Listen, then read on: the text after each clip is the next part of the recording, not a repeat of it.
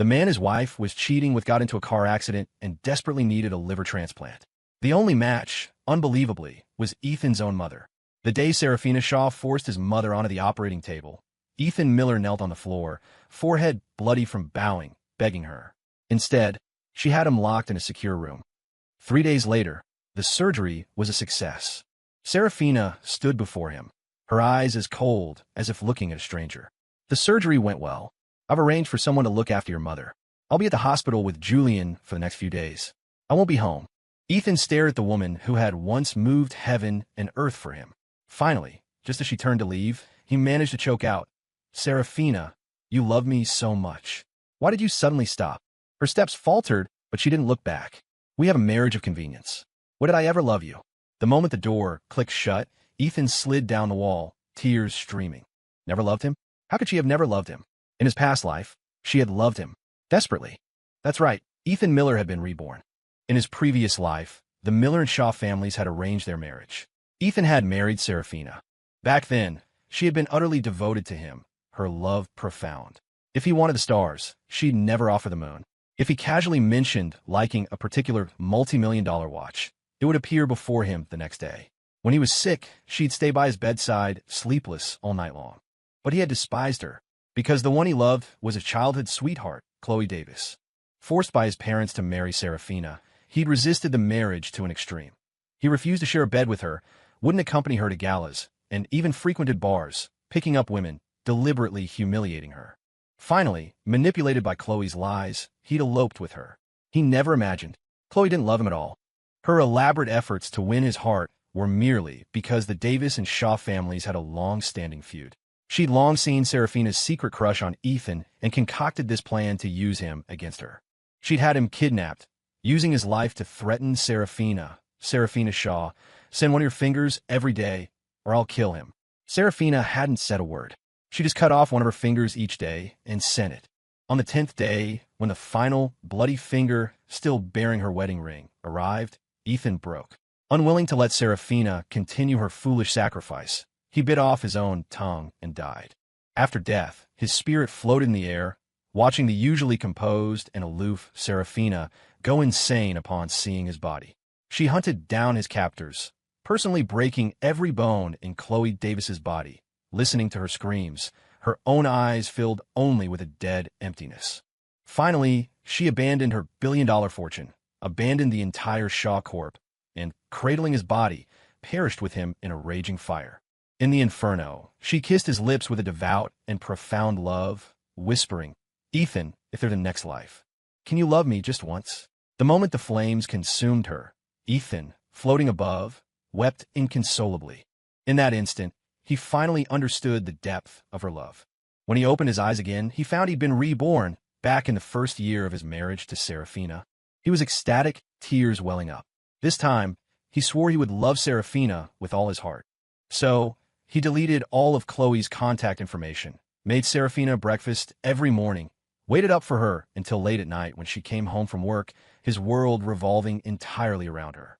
But she had changed. She was no longer gentle with him, no longer came home every day. Not only was she cold and distant, but she had even started keeping a college student on the side. And now, to save that lover's life, she had forcibly taken his mother for surgery. After Serafina left, he slumped onto the cold floor, his tears spent. Fine. If she didn't love him in this life, then he would let go completely and utterly. Ethan stumbled to his feet, dragging his exhausted body to the hospital. When he pushed open the door, his mother was still asleep, her face terrifyingly pale, her breathing shallow, but even under the oxygen mask. He stood by her bed, looking at her frail body in the hospital gown, a lump choking his throat. "Ethan," he whipped around to see his father, Robert, standing at the door, travel-worn, his suit jacket wrinkled, tie askew, clearly having rushed back from overseas. "Dad," Ethan's voice cracked. His knees buckled, and he dropped to the floor. "I'm sorry. It's all my fault." Robert rushed over in 3 strides and pulled him up. "Nonsense. The floor's freezing. What are you kneeling for?" His palm was rough and warm, yet it trembled slightly. "It's not your fault. How could this be your fault?" Ethan hung his head, tears splashing onto the linoleum. Robert sighed, gently patting his back. "Back then, it was Serafina who initiated the marriage alliance, saying she'd had a crush on you for years. His voice was filled with confusion. How did it suddenly turn into this? Dad. Ethan took a deep breath. I've made up my mind. I want to divorce Serafina. Our family business is gradually shifting overseas anyway. Since that's the case, let's all leave this place. Robert fell silent. His gaze shifted between Ethan and his wife in the hospital bed. After a long while, he finally spoke. Are you sure you don't love her anymore? Ethan's fingernails dug deep into his palm, blood seeping from between his fingers, but he felt no pain. After what she did to Mom, his voice was as light as a falling leaf, trembling and breaking in the air. How can I continue to love her? Robert was silent again for a moment, then sighed heavily, as if having made a difficult decision. In that case, we'll leave. He patted Ethan's shoulder. Go handle the paperwork. I'll take care of things here.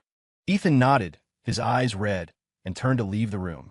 The immigration paperwork at the USCIS office went smoothly. Stepping out of the building, the sunlight stung his eyes. He stood by the roadside, a sense of unreality washing over him. It was finally ending. Just then, he heard the sharp screech of tires. Watch out! Before he could turn, a massive impact sent him flying. Ethan woke to a searing pain. The moment he opened his eyes, Serafina's cold, beautiful face was inches away. She looked down at him, her disgust undisguised. Ethan Miller, are you doing this on purpose? You saw Julian get hurt in a car accident, so you decided to copy him? She sneered, her voice like ice. Let me tell you, ours is a marriage of convenience. There are no feelings involved. No matter how much you try to be like him, it's useless. I don't have time to take care of you. He opened his mouth, about to explain, when the hospital room door was suddenly pushed open. Ms. Shaw, the soup you asked for. An assistant respectfully handed over a takeout container. Serafina took it, glanced inside, and her brow instantly furrowed. Why is it seafood, Biss? Her voice was clearly displeased. He's allergic to seafood. Go get another one. That sentence struck Ethan like a lightning bolt. Allergic to seafood. In their previous life, in the second year of their marriage, he had accidentally eaten seafood and nearly gone into anaphylactic shock. That's when she found out. But now, they had only been married a year. He thought about her strange behavior recently. Her sudden distance, her inexplicable favoritism towards Julian Vance, and that phrase, when did I ever love you? A preposterous idea shot through him, and Ethan trembled all over. Serafina. His voice was raspy beyond recognition. Are you also reborn? Serafina, Shaw frowned. What rebirth? He stared in her eyes. Then how did you know I'm allergic to seafood? Your parents came to see me a while ago, she said, her expression perfectly composed, not even an eyelash flickering. They asked me to be nicer to you. They also gave me a notebook with your likes and dislikes. I glanced at it before tossing it. Her explanation was flawless, yet it stung his heart. Was he overthinking it? A nurse suddenly pushed the door open. Ms. Shaw, Mr. Vance is awake and asking for you. Hearing this, Serafina left without a backward glance, not even sparing Ethan a look. For 3 days in the hospital, Serafina didn't visit him once. The hesitant, pitying looks the nurses gave him each time they came to change his dressings felt like silent mockery of his pathetic state. On the morning of the 4th day, Ethan discharged himself.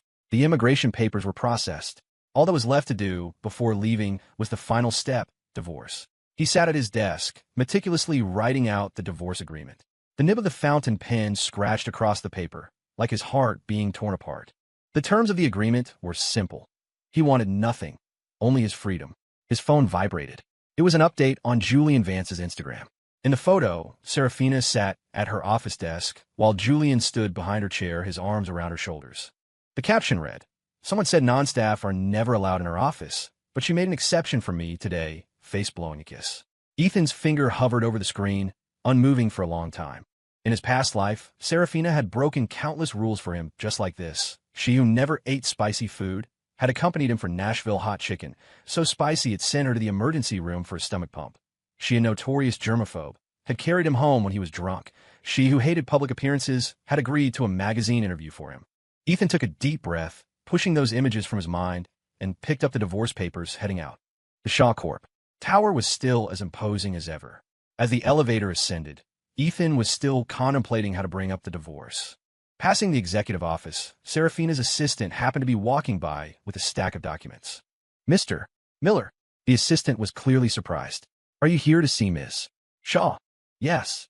Ethan clutched the manila envelope in his hand. I need her to sign something. The assistant's gaze lingered on his pale face for a moment. I'm just about to go in. I can take it in for you. Ethan hesitated for a second, then handed over the divorce agreement. Thank you, I appreciate it. The assistant took the document, slipped it into a pile of papers, and knocked lightly on the door. The moment the door opened, Ethan's blood ran cold. Serafina was kneeling on one knee, gently massaging Julian Vance's foot as he lounged on the sofa. Julian, wearing shorts, had his calf resting on her knee, a sweet smile on his face. Ms. Shaw, these documents require your signature. The assistant's voice made Serafina look up. Busy with Julian's massage, she signed the documents brought to her without even looking at them. Ethan stood outside the door, his hands clenched into tight fists. In his past life, when he'd sprained his ankle playing basketball, Serafina had knelt just like that, carefully applying ointment. That day, her brow had been furrowed with concern, afraid to even touch him too hard. Soon, the assistant came out and handed the divorce agreement back to Ethan. Mr. Miller, it's signed. Ethan looked at the 3 words of her flourishing signature on the divorce agreement, his eyes involuntarily reddening. He mumbled a thank you and turned to leave. While waiting for the elevator, he called his lawyer. We've both signed. How long until the divorce decree is finalized? Sir, after the 1-month cooling-off period, it can be finalized. He nodded. Just as he hung up, Julian's voice came from behind him. Ethan, what are you doing here?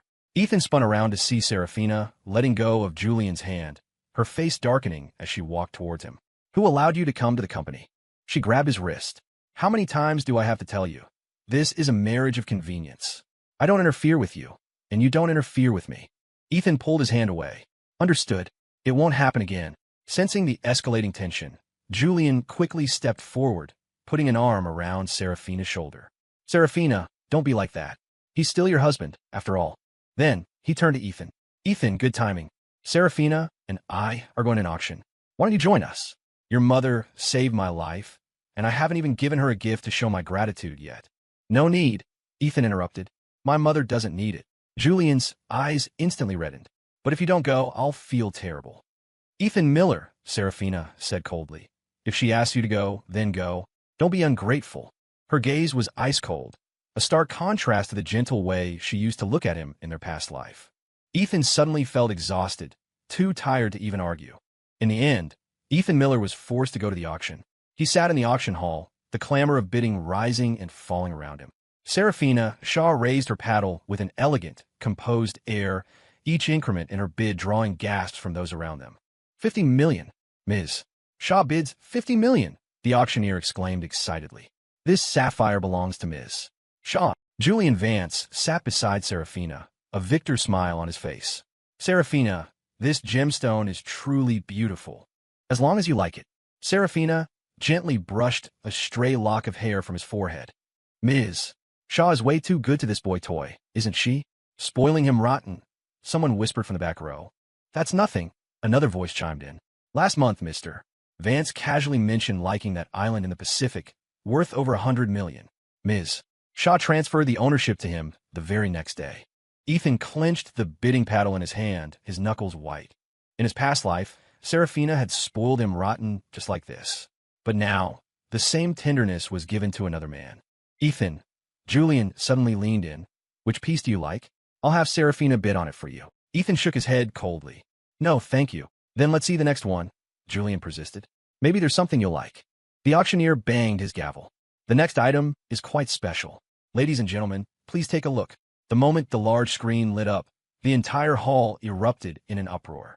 The photo showed Julian Vance's face being pressed into the wet, filthy floor of a public restroom, his face bruised and swollen, utterly humiliated. The high-definition and censor close-up made Julian's expression exceptionally clear. Oh my God, this boy toy was even forced to drink urine. That's disgusting. I wonder if Ms. Shaw knows. Whispers instantly filled the venue. Julian's face turned from red to white, finally settling on a deathly gray. Turn it off. Turn it off now, he shrieked, jumping to his feet, trembling all over. That's not me. It's not me. He whirled towards Ethan, tears streaming down his face. Ethan, do you hate me this much? Do you have to humiliate me like this? You're trying to drive me to my death. With that, he rushed out. Serafina's face was terrifyingly grim. I'm buying all these photos. Take them down in 3 seconds. 1 second late, and I'll shut down your auction house. Her sharp gaze swept across the room. Anyone who dares to leak a single word about today's events will face the consequences. Finally, she looked at Ethan, her voice as cold as ice. You just wait. Ethan's mind went blank, his body chilled to the bone as he returned to the villa. He didn't know how those photos had appeared at the auction. He disliked Julian, and he could be arrogant, but he would never humiliate him in such a way. Besides, he didn't even have those photos. But Serafina wouldn't believe him. She would only think he was making excuses. He sat on the sofa, waiting all night. It wasn't until dawn that the front door was violently kicked open. Serafina burst in, radiating fury, her eyes bloodshot. Ethan Miller. She lunged at him, her hands closing around his neck, her grip so tight it nearly suffocated him. Do you know Julian jumped into the ocean? Her voice was hoarse. If I hadn't gotten there in time, he'd be a corpse right now. It wasn't me. Ethan managed to gasp out. I didn't release those photos. Not you. She sneered, abruptly releasing her grip. Are you going to tell me he released those photos himself? Ethan was speechless. Just as he was about to speak, Serafina said coldly, We have a marriage of convenience. We stay out of each other's affairs. But you've hurt the person I love most again and again. You will pay the price. Her words were like a knife, stabbing viciously into his heart. In their past life, she had protected him just like this. Back then, she'd said, Anyone who dares to touch Ethan, I'll make their entire family pay. But now, the person she protected was someone else. Ethan Miller, you will go to the hospital right now, this instant, and apologize to Julian. Ethan's eyes reddened, but he looked at her stubbornly. I did nothing wrong. I truly don't know what I'm supposed to apologize for. Serafina sneered and snapped her fingers. 2 bodyguards immediately entered and restrained him. Take him to the basement, Serafina said, walking out without a backward glance. When he understands his mistake, then you can let him go. The basement? Ethan stared at her in disbelief. To make him apologize to Julian, she was actually going to have him tortured? Before he could react, he was dragged into the cold, damp basement and forced onto a metal chair. A bodyguard efficiently strapped down his hands and feet, the cold leather biting into his flesh.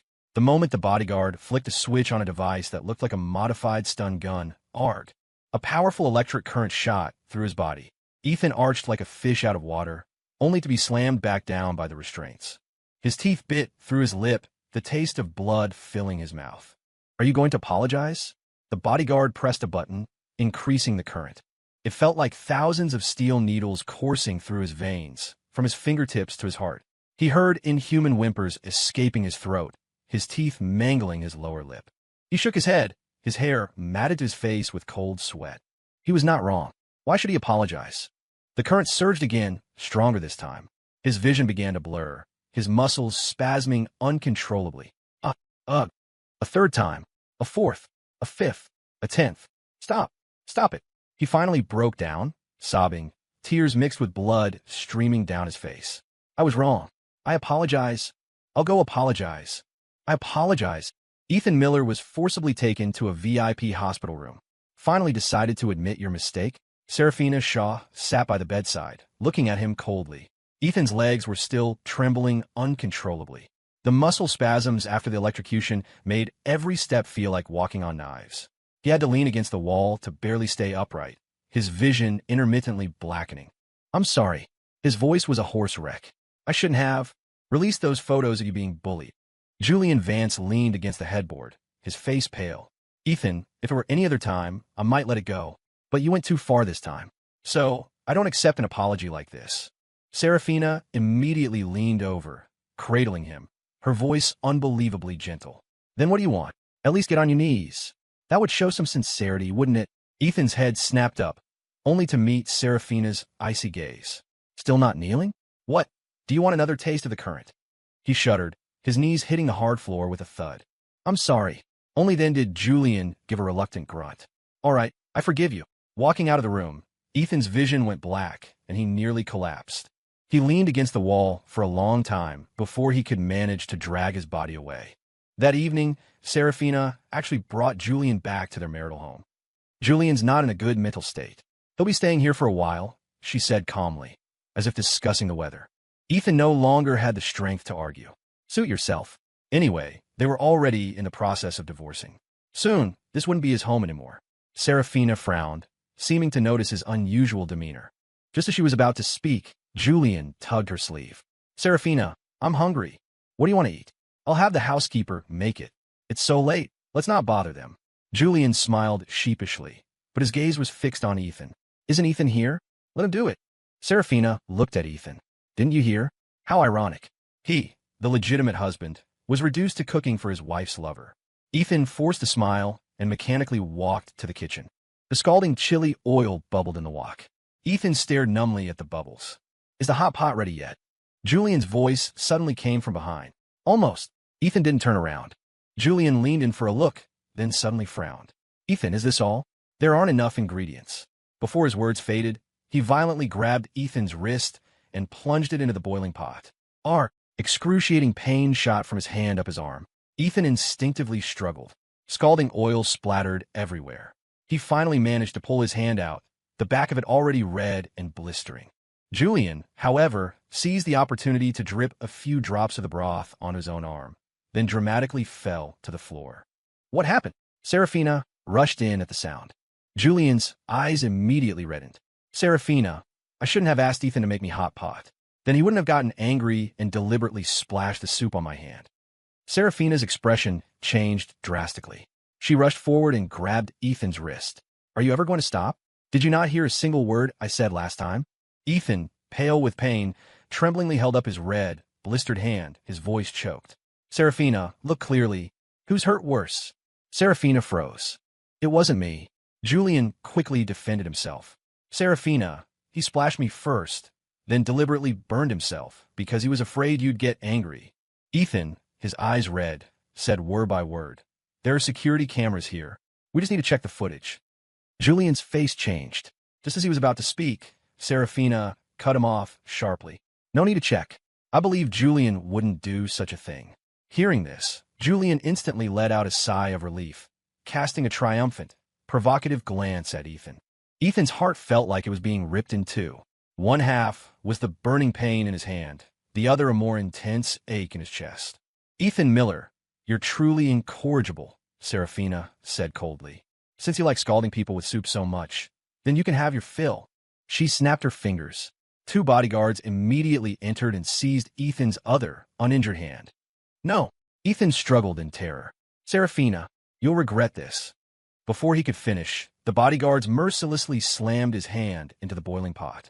A blood-curdling scream echoed through the entire villa. When Ethan Miller awoke from the excruciating pain, he found himself lying on the bedroom bed. Both hands were wrapped in thick gauze, a burning ache throbbing relentlessly. Sir, you're awake? Mrs.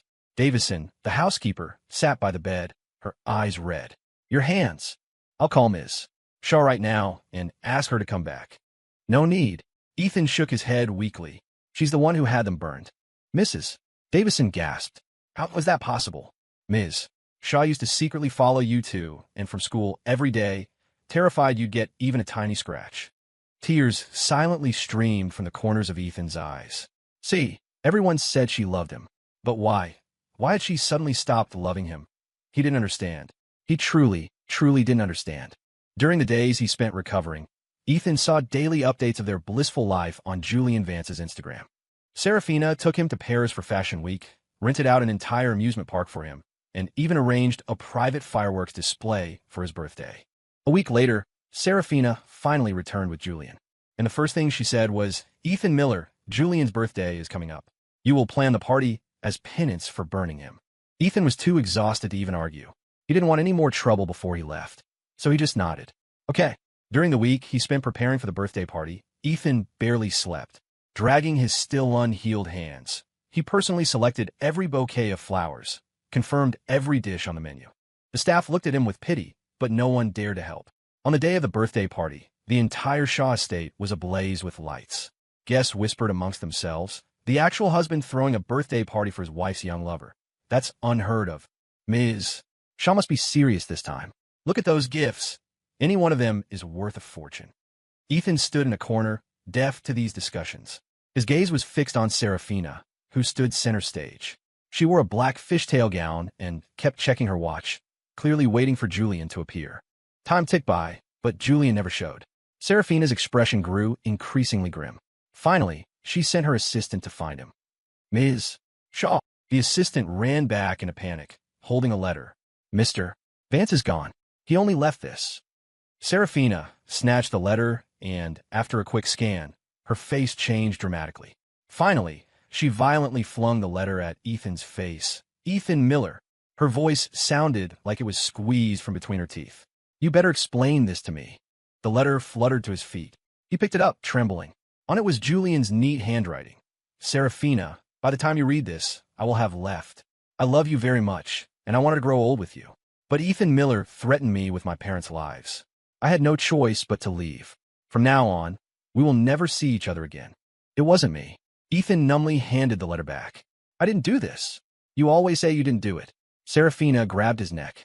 But you never failed to do what you shouldn't. Ethan struggled to breathe, but stubbornly met her gaze. I really don't know. But Serafina didn't believe him. She was convinced he had driven Julian away. To force Julian's whereabouts out of him, she actually had Ethan's parents tied up on a rooftop of the Shaw Corp building. The elderly couple was suspended 100 meters in the air, their lives hanging by a single, thin rope. Speak. Where is Julian? Serafina's voice was like ice, her hands gripping his neck, forcing him to look at the edge of the rooftop. Only if you tell me where he is, will your parents live. Dad, Mom. Ethan never imagined she could love Julian so obsessively that she would be willing to kill his own parents for him. His voice was shattered, on the verge of collapse. I really don't know. I don't even know when he left.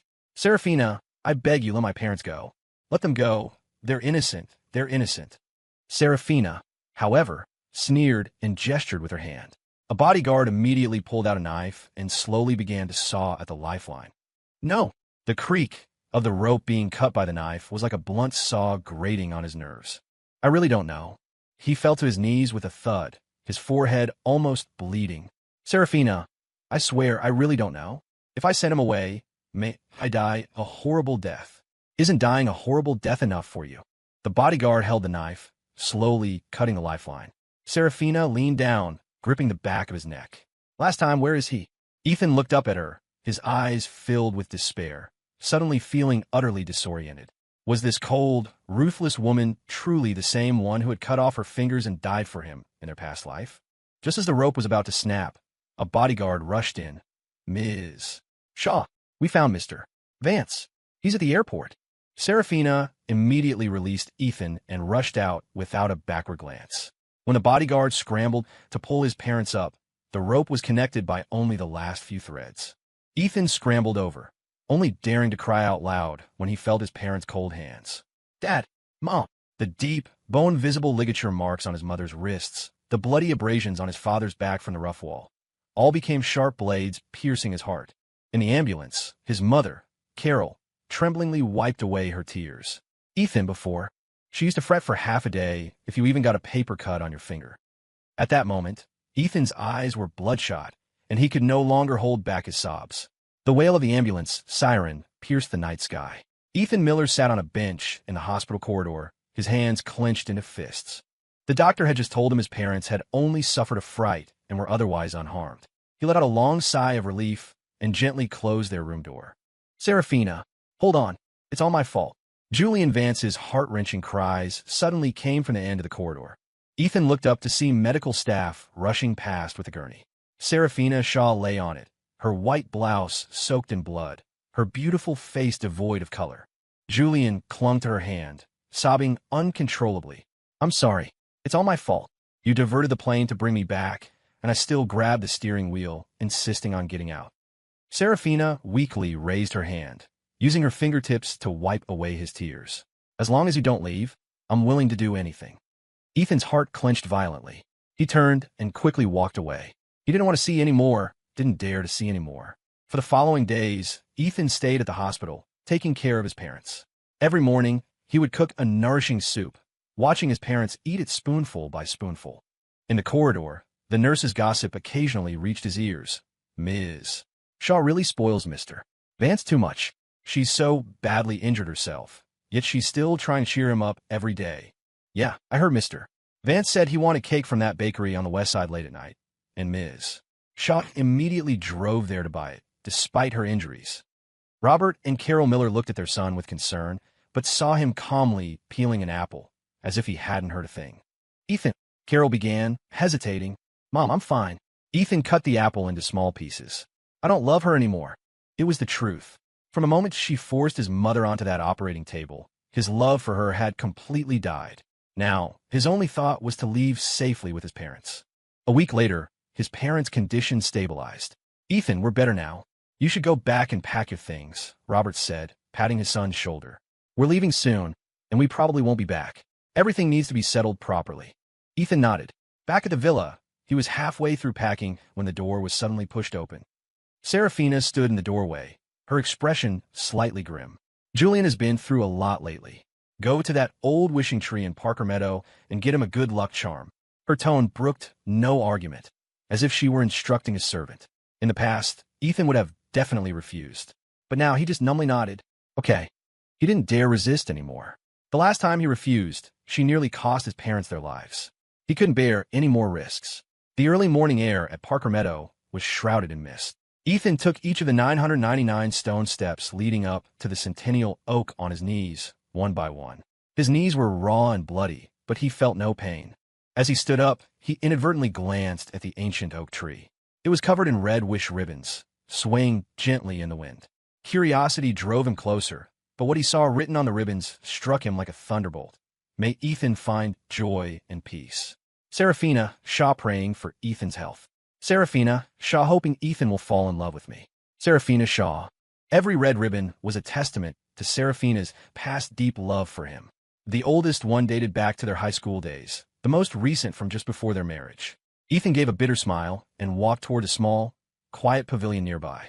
This time, he not only got the good luck charm Julian wanted, but also an extra pair of intertwined love charms. Before leaving, he borrowed a pair of scissors from a park ranger and returned to the Centennial Oak.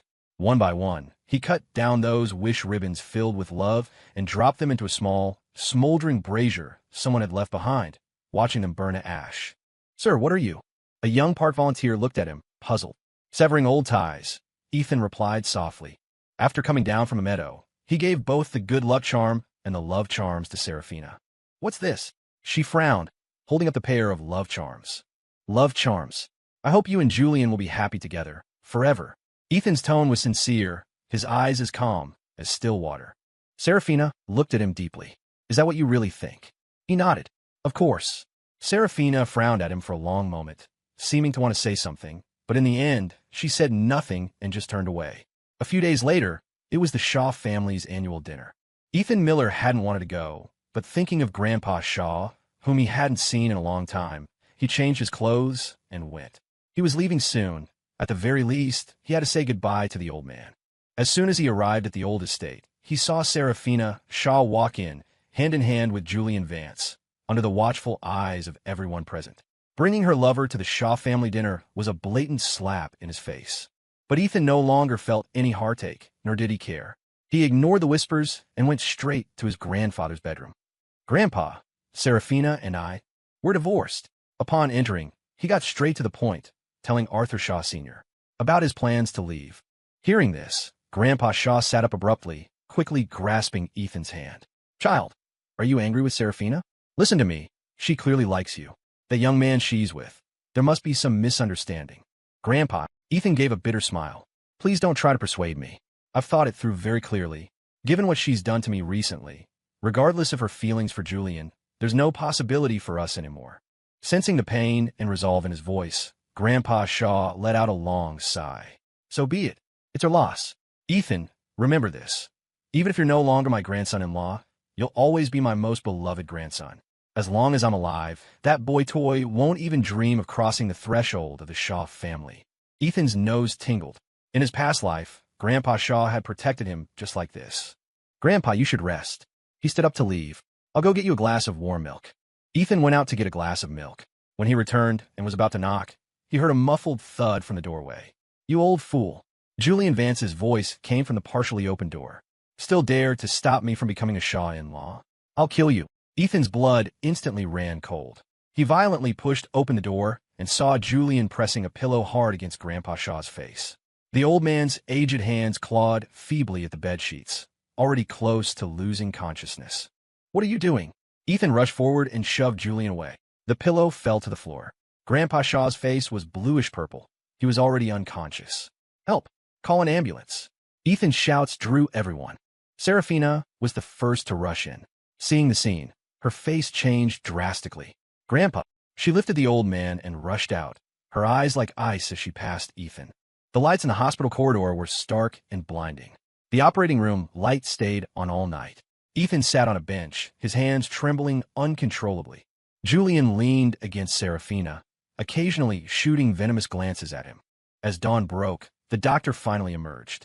Ms. Shaw, Mr. Shaw Sr., was deprived of oxygen for too long. It's highly probable he'll be in a vegetative state. Serafina slammed her fist against the wall, her knuckles instantly bloody. In the VIP room, Serafina looked at the two of them, her face grim. What exactly happened? It was him. Julian immediately pointed at Ethan, screaming, "He tried to kill Grandpa?" When I went in, he was smothering Grandpa's face with a pillow. Ethan stared at him in disbelief. "Say that again. No matter how many times I say it, it's the truth." Julian cried pitifully. "Serafina, you don't know. He almost killed me too." Serafina's gaze grew colder and colder, finally turning into an icy blade that pierced Ethan's heart. "Ethan Miller, Grandpa was so good to you. How could you do it?" "It wasn't me." Ethan Miller's voice trembled. "It was Julian. I saw him with my own eyes." "Enough." Serafina Shaw cut him off sharply. "Ethan Miller, you will pay the price for this." She snapped her fingers, and two bodyguards immediately stepped forward and seized Ethan. "Serafina." Ethan struggled. "Believe me this once, just this once." Serafina sneered. "Take him to the amusement park." In the early hours of a late autumn morning, the amusement park was deserted. Ethan was dragged to the tallest drop tower, the cold wind making him shiver uncontrollably. "Strap him in," Serafina commanded coldly. Ethan's face turned deathly pale. "No, Serafina, you know I'm terrified of heights." "It's precisely because I know that I want you to remember this lesson." Serafina personally fastened his safety harness. "When you decide to tell the truth, then I'll let you down." The drop tower slowly ascended. Ethan squeezed his eyes shut. When the ride reached its highest point, he was trembling like a leaf. "Aor!" The machine suddenly plummeted. The feeling of weightlessness made Ethan's heart nearly stop. He screamed, his tears carried away by the wind into the night sky. Once, twice, 3 times. As the sky began to lighten with the first hint of dawn, Serafina finally called a halt. When Ethan was released, he was barely conscious, his lips bitten raw and bloody. "Have you thought it through?" Serafina looked down at him. Ethan opened his mouth, suddenly coughed up a mouthful of blood, and then completely lost consciousness. In a daze, he seemed to hear Serafina calling his name, but soon, an endless darkness swallowed all his awareness. The smell of disinfectant stung Ethan's temples, making them throb. He opened his eyes and saw Serafina standing by the bed, her long fingers holding 3 plane tickets. "Ethan Miller, you've been causing nothing but trouble lately. First, you bullied Julian, then you harmed Grandpa. I don't want to see you anymore."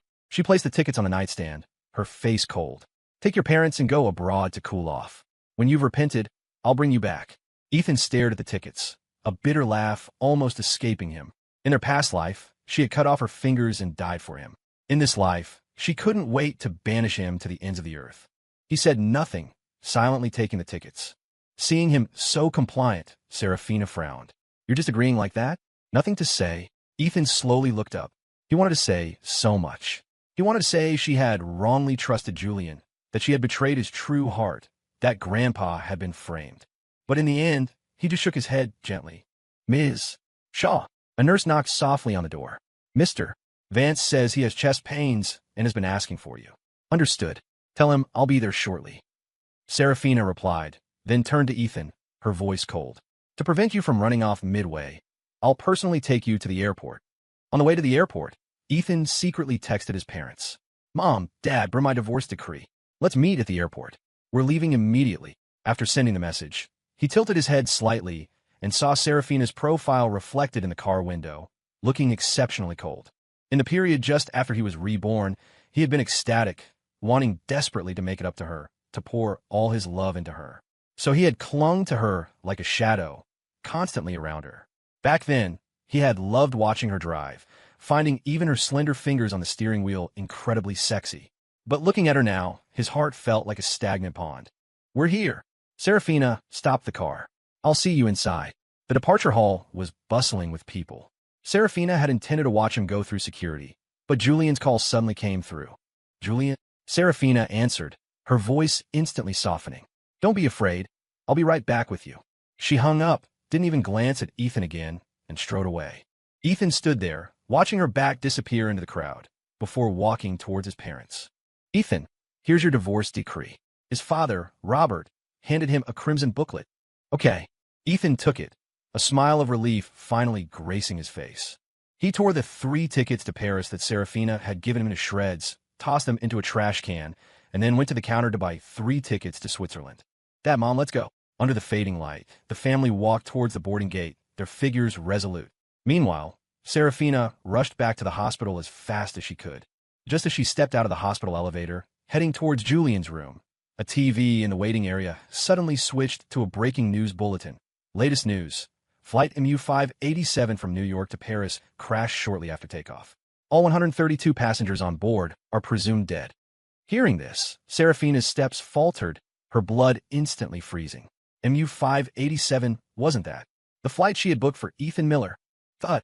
The moment the phone slipped from Serafina Shaw's palm, the tempered glass screen protector spiderwebbed against the tile floor like a shattered galaxy. The special ringtone she'd set exclusively for Julian Vance continued to vibrate, like a drill boring through her ear canal into her brain. An hour ago, this melody had been coated in honey. Now, every note sprouted barbs. Serafina's irises burned, the afterimage of the news headlines seared onto her retinas. Those bold block letters were melting into asphalt, pouring down her optic nerves into her skull. Flight MU-587 crashed 3 minutes after takeoff. No survivors. Crashed. No survivors. No survivors. Dead. Ethan Miller was dead. No, it can't be impossible. Just an hour ago, Serafina had personally taken Ethan to the airport. She clearly remembered his voice, his eyes, even the color of the clothes he was wearing. How could such a vibrant person suddenly be gone? No, he had to be alive. Serafina scrambled to pick up her phone, her fingers fumbling frantically for over a minute before she managed to unlock the screen. The flight number, which should have been cruising at altitude, was now floating in her notification bar, followed by the 2 stark, red words, "Crashed."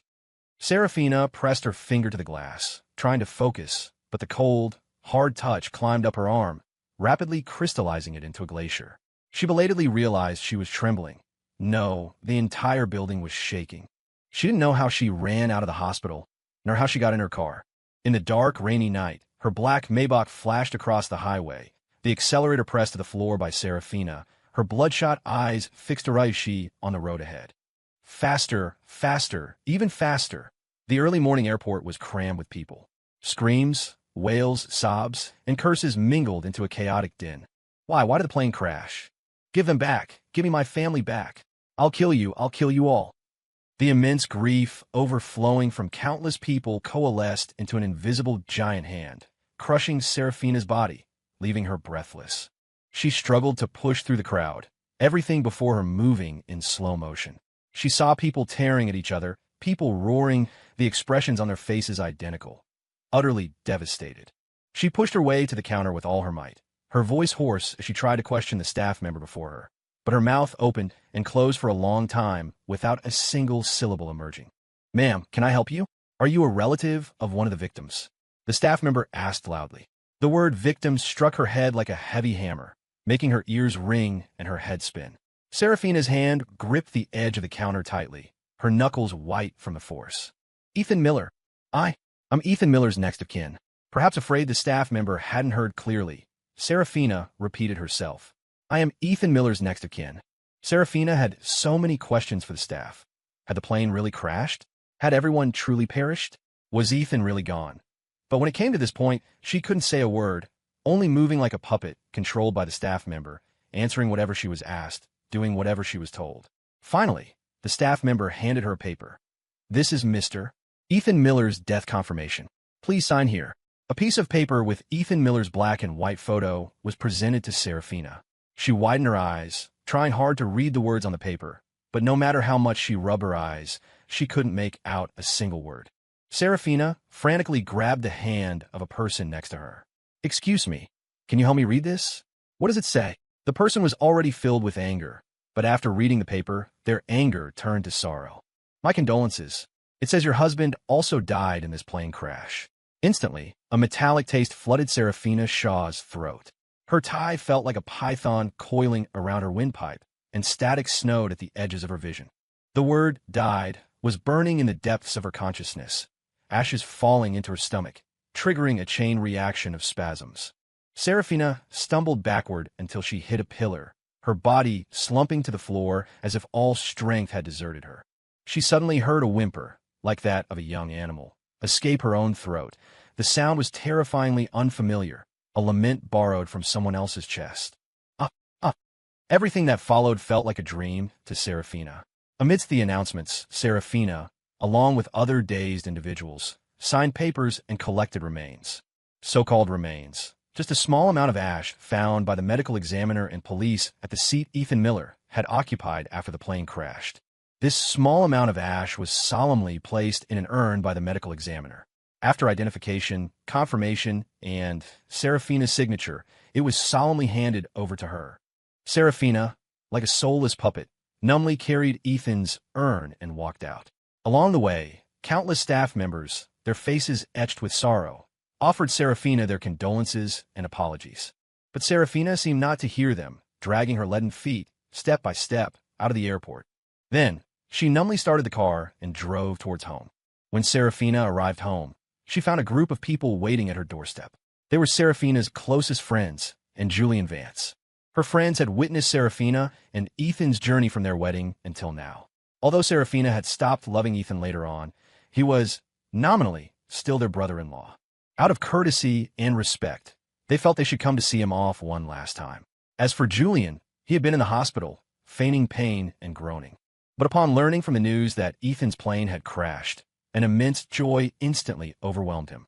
Now that Seraphina's grandfather was in a vegetative state, unconscious, and Ethan was dead, it was as if fate itself was helping him. His ambition to marry Seraphina was practically a sure thing. Thinking this, Julian turned to look at Seraphina, who was getting out of the car. He put on a look of feigned grief and stepped forward, intending to support her. "Seraphina, my condolences. You still have me." But Seraphina, as if not seeing Julian, continued to stumble towards the steps. Behind her, Julian saw his empty, outstretched hand, a flash of unwillingness in his eyes. The next moment, Julian heard exclamations from ahead. "Seraphina, be careful." Julian quickly looked up and saw Seraphina, who was walking up the steps, suddenly weaken at the knees and fall straight down. His face changed, and he hurried to help her up. But Seraphina numbly shook her head, her eyes even more vacant. "I'm fine, don't worry about me." Seeing her like this, the others looked even more concerned. Someone, unable to bear it, said, "Seraphina, I know Ethan's death was too sudden, but didn't you stop loving him? Now that he's dead, doesn't it make things easier for you and Julian?" Yeah. Others chimed in agreement. "Yes, you told us before that your marriage with Ethan was just an arrangement. No feelings involved. Why suffer like this for him?" Seraphina remained kneeling, head bowed. After a long while, the others heard her murmur, "No feelings. How could there be no feelings? She and Ethan." The moment Julian heard "no feelings," his eyes lit up. He had almost forgotten about that, because Seraphina had ignored him earlier. Yes, Seraphina and Ethan had no feelings for each other. Ethan's death must have been too sudden, so Seraphina hadn't processed it and had overlooked him. So Julian quickly ran forward, bent down to help her up. "Yes, Seraphina, you didn't love Ethan. He's dead, so he's dead. Seeing you like this hurts me." It's unclear which of Julian's words triggered Seraphina, but she suddenly looked up and violently pushed him to the ground. "Get out." Several friends rushed to help Julian up, asking Seraphina what was wrong with her. But Seraphina drove them all away too. "Get out, all of you, get out." Bang! The villa's main door slammed shut. Seraphina, clutching Ethan's urn, collapsed to her knees, a wounded, animalistic sob escaping her lips. Ethan! How could she not love Ethan Miller? Whether in her past life or this one, she had loved Ethan so deeply. Yes, Seraphina Shaw was also reborn. In her previous life, after dying in the fire holding Ethan's body, she had expected to enter an endless hell. Unexpectedly, when she opened her eyes again, she found herself reborn, right back at the time when she had just married Ethan. Initially, Seraphina was ecstatic. She could see Ethan again. Last time, due to her negligence, Ethan had been deceived by his childhood sweetheart, Chloe, ultimately kidnapped and subjected to so much torture. This life, She swore to treat Ethan well, to expose Chloe's true colors. But when Serafina saw the distant, cold look in Ethan's eyes, she suddenly realized with clarity that Ethan hadn't been reborn yet. The current Ethan was still the one who didn't love her, who despised her. Yet Serafina was unwilling to accept it. She had loved Ethan for 2 entire lifetimes. Why wouldn't he even glance back at her? So, on the advice of her closest friends, Serafina forcibly withdrew her love for Ethan, choosing to treat him with the same coldness he showed her. Her goal was simple: to make Ethan give in first, to make him realize how important her love was to him. If Ethan could finally come to his senses, turn back, and choose to love and cherish her, then they could continue to live happily ever after. Conversely, Serafina was willing to let go and allow him to be with Chloe Davis. But plans never keep up with changes. Serafina hadn't expected Ethan to be reborn, just like her. When she saw Ethan joyfully embracing her, sobbing and apologizing, saying he had been blind to hurt her, and then repeatedly promising to treat her well and love her in the future. In that instant, Serafina felt like she had won the lottery, incredibly excited. Soon, however, she calmed down and pushed Ethan away, afraid he'd pull the same trick as before, charming her with sweet talk just to run off with Chloe again. Although Ethan later repeatedly assured her he had repented, no longer loved Chloe, and wanted to love her properly. To prevent being deceived as she was in the past life, Serafina steeled her heart and continued to treat Ethan coldly. She wanted to teach him a lesson. So Serafina discarded all the plans she had made when she was first reborn. Since Ethan was reborn and wanted to compensate her, Serafina decided to give him a chance, to see how far he would go to make it up to her. Thus, Serafina continued to be cruel to Ethan. Perhaps fearing she wasn't being harsh enough, Serafina found a young lover, Julian, to act out a play, hurting him time and time again. Forcing Ethan's mother onto the operating table to donate a liver to Julian, strapping Ethan to an electroshock chair, a drop tower, and even, in the end, to force Ethan to reveal Julian's whereabouts, tying Ethan's parents to the deck of a yacht to be fed to sharks. Watching Ethan's love for her gradually fade, turning into numb despair.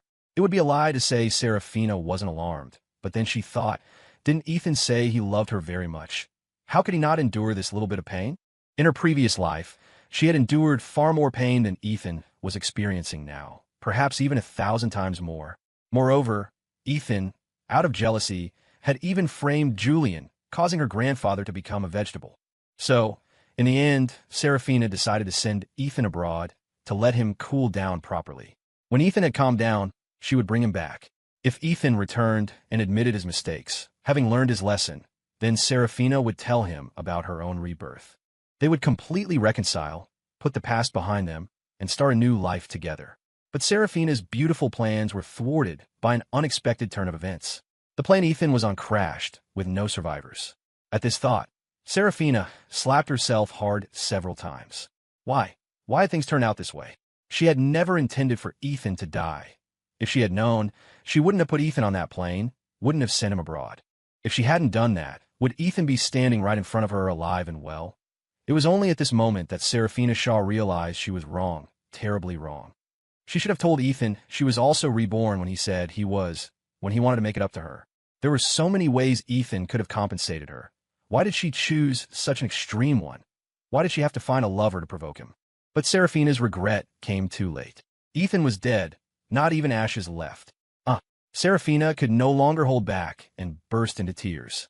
As she cried, a metallic sweetness welled up in her throat, and the next moment, a mouthful of blood sprayed from her lips.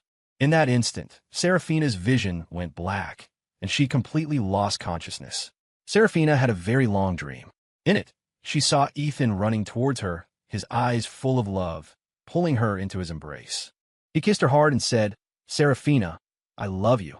Just as Serafina instinctively leaned in to kiss him back, the dream suddenly shattered. Ethan instantly turned to ash in her arms. No matter how hard Serafina tried to grasp, she couldn't catch even a wisp of smoke. "No, don't, Ethan." Serafina woke from the dream with a start, sitting up. She found herself lying on a large bed, and 4 drip in her arm. Besides Julian Vance and her assistant, there was only a strange man standing beside her. "Ms. Shaw, please accept my condolences. I am Mr. Ethan Miller's divorce lawyer." The word divorce made Serafina's head snap up to look at him. "What did you say?" Julian, on the other hand, upon hearing divorce, His eyes instantly lit up. Just as Julian was about to say something, the assistant, sensing something amiss, quickly escorted him out. Ethan's divorce lawyer then took out the already processed divorce decree from his briefcase and truthfully informed Serafina of the situation. "A month ago, Mr. Miller entrusted me with handling his divorce. He requested to receive nothing and even told us that, no matter what happened, the divorce decree must ultimately be delivered to you. By the way, Ms. Shaw, Mr. Miller also asked me to convey a message to you. He said, what's past is past. Let's go our separate ways and never see each other again." After speaking, the lawyer placed the divorce decree on the nightstand in front of Serafina. Serafina's mind was completely blank. She stared blankly at the divorce papers, the deep red document gleaming coldly on the cabinet in the light. After a long pause, Serafina slowly reached out to take it. The moment her fingers touched the cover, she recoiled as if electrocuted. Her marriage certificate was crimson with gold lettering. This was a congealed, blood clot-like dark red, its edges bearing the serrated imprint of the county clerk's seal. The water glass on the cabinet suddenly trembled. She looked down to see her own hand shaking. The inner pages of the document rustled. The words "divorce decree" printed in a standard font were searing themselves onto her retinas. This is impossible. How could it be? How could Ethan suddenly have divorced her? Wasn't Ethan reborn? Didn't he say he regretted it? Didn't he say he would treat her well and love her in this life? Why did he suddenly divorce her? For a moment, Serafina even doubted whether Ethan had truly been reborn, whether he had ever said those things. Did Ethan love her or not? Serafina's throat tightened as if she had swallowed a sharp-edged piece of ice. Everywhere it passed was cut, seeping wet blood that spread to her mouth. And when had he given her the divorce papers? Memory suddenly pierced through the chaos. It seemed that day, her assistant had indeed given her a file that included a divorce agreement. At the time, she was preoccupied with Julian and hadn't looked closely. Even later, when Ethan received the signed divorce agreement and looked at her with an expression of relief, she had found it inexplicable. But Serafina hadn't thought much of it. Now it all dawned on her. So, he had wanted to divorce her even back then? The document slapped onto the nightstand with a thwack, startling the lawyer beside her. Serafina Shaw saw her own pale face reflected in the opposite floor-to-ceiling window. Behind her, the walk-in closet was half empty. His favorite white shirts were gone, only hangers swaying gently in the night breeze. A sudden warmth spread from her fingertips. She flipped to the inner page, to the registration date, May 23 RD. It was the day of Ethan Miller's plane crash. That day, Serafina had personally handed Ethan the plane ticket, telling him she was sending him abroad to cool down. The very day Ethan boarded the plane, the county clerk's seal had fallen on their divorce decree. Both Ethan the man and her marriage to Ethan had utterly and completely left her. Serafina's retinas began to whiten, the divorce decree twisting in her vision into a red-hot iron block. A sharp pain shot through her palm. She looked down to realize she was clutching the document so tightly, just like in their previous life when she had desperately clutched Ethan's hand, begging him not to go to Chloe Davis. A metallic taste rose in Serafina's throat, another smear of blood escaping her lips. Her vision began to blacken in waves. A sharp ringing suddenly erupted in the darkness, as if a tsunami were crashing through her eardrums. The date stamped on the document echoed relentlessly in her ear canal. May 23rd, 2025, the 23rd. She had lost Ethan Miller once again. 3 days later, at the cemetery. In the pouring rain, a phalanx of black umbrellas formed a moving cage. The divorce decree in Serafina's pocket was soaked through, the signatures of the two people on the paper dissolving and bleeding in the rain. Serafina stared blankly at Ethan's photo on the tombstone, the scenes from moments ago replaying endlessly in her mind.